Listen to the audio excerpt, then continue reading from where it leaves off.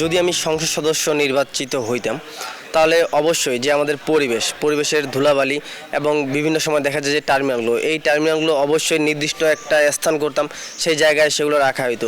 আর বেশিরভাগ সময় দেখা যায় যে আমাদের শহরের আশেপাশে বিভিন্ন জায়গায় রাস্তাঘাটে যেমন বৃক্ষরোপণ কর্মসূচি করতাম। আমি যদি সংসদ সদস্য নির্বাচিত হইতাম তাহলে আমি আমার জেলাকে ওই দুর্নীতি দমন এবং মাদক বিরুদ্ধে কাজ করতাম। আমি যদি আগামী জাতীয় সংসদ নির্বাচনে এমপি হতে পারি তাহলে আমার করণীয় হলো যে পঞ্চগড় যেহেতু সীমান্তবর্তী এলাকা, এখানে বিভিন্ন প্রকার মাদক চোরা কারবারি হয়, এটা প্রতিহত করা, যুব সমাজকে শিক্ষায় ধাবিত করা।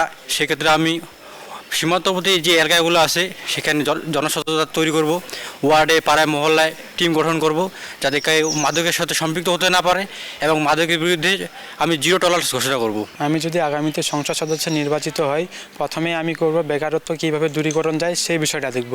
যেমন আমাদের এলাকায় কোনো বড় বড় শিল্প কারখানা বা শিল্প প্রতিষ্ঠান নেই।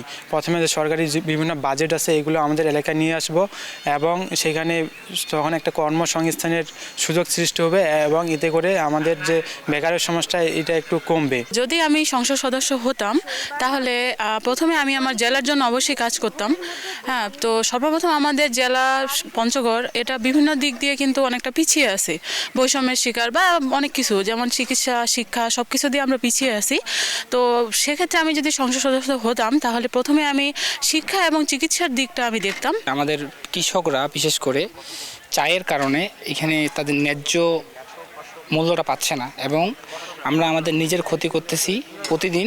সেটা হচ্ছে আমাদের ড্রেজার মেশিন দিয়ে, বড় বড় ড্রেজার মেশিন দিয়ে আমরা আমাদের পাথরগুলো উত্তোলন করতেছি, যেটা আমাদের জন্য খুবই পরিবেশ বান্ধব হচ্ছে না, একদম পরিবেশের ক্ষতিকর একটা দিক।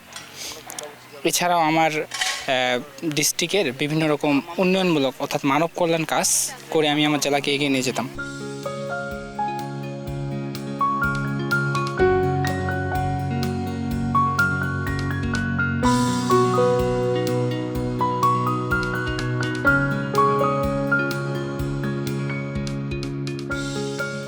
আমি যদি সংসদ নির্বাচন হইতাম তাহলে আমি যে সকল বিষয়ে কাজ করতাম, সর্বপ্রথম কাজ করতাম আমি দুর্নীতির বিরুদ্ধে। আমি সবসময় প্রশাসনের সাথে যোগাযোগ স্থাপন করতাম যেন প্রশাসনের যে কোনো প্রয়োজনে আমাকে পাশে পায়, এবং আমি তাদের যথোপযোগী সহযোগিতা করতে পারি যেন প্রশাসন দুর্নীতিমুক্ত হয়। আমি যদি ভবিষ্যতে একজন সংসদ সদস্য হতে পারি তাহলে আমি আমাদের পঞ্চগড় 1 আসনের জন্য যেটি করব সেটি হচ্ছে সবার প্রথমে শিক্ষার যে ব্যবস্থা, তারপরে এখনকার তারুণ্য যারা আছে তারা বই, খেলাধুলা এদিক থেকে অনেক পিছিয়ে, তারা মোবাইলে আসক্ত। তো তাদের জন্য কিছু প্রকল্প অবশ্যই গ্রহণ করতাম, যেমন স্টেডিয়ামের ব্যবস্থা হতো একটা, আমাদের পঞ্চগড় একটা ভালো স্টেডিয়াম। তারপরে বাচ্চারা সাঁতার শিখবে, অবসর সময়ে সাঁতার কাটবে, এই জন্য সুইমিং পুলের একটা ভালো ব্যবস্থা হতো। তারপরে বড় বড় খেলার মাঠ। আমি ব্যক্তিগতভাবে যদি সংসদ সদস্য নির্বাচিত হতে পারতাম, এই দেশটা সবার সমান অধিকার নিশ্চিত করার জন্য কাজ করে যেতাম। সবাই কথা বলতে পারবে, সবাই সবার সমস্যা নিরূপণে কাজ করবে, সবাই ভ্রাতৃত্ব বন্ধনের মধ্যে থাকবে। গণতন্ত্র সত্যিকার প্রতিষ্ঠা করার জন্য সবার সমান অধিকার সুপ্রতিষ্ঠিত করতাম।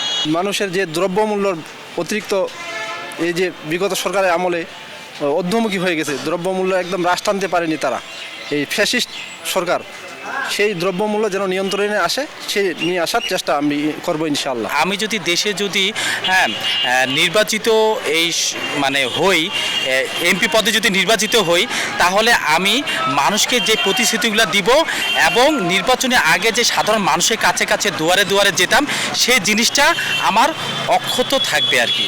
তার কারণ তাহলেই এই দেশের সমস্যা কিছুটা নিরসনে আসবে বলে আমি মনে করি আর কি।